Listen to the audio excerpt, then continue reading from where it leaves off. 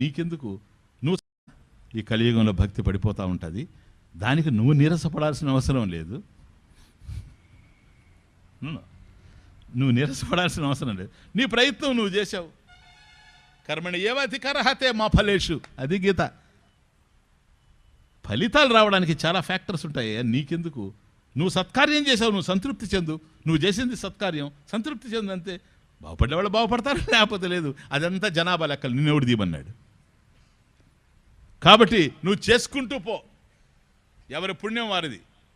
కానీ నారదా, లేపాలి, నిలబెట్టాలి అనుకుంటే మాత్రం, ఉద్యమ స్ఫూర్తితో నువ్వు భక్తి ఉద్యమాన్ని తీసుకురావాలనుకుంటే దానికి ఒక్కటే మార్గం ఉంది. ఏంటని దీనికి మహాత్ములు చెబుతారు. ఒక మహత్తరమైన కార్యక్రమం నువ్వు చేయాలా. చూడండి, మహత్తరమైన కార్యక్రమం నువ్వు చేయాలా. ఇది ఆ కార్యక్రమం ఏమిటి అనేది మహాత్ములు నీకు చెప్తారు. వాళ్ళు చెప్పిన తరువాత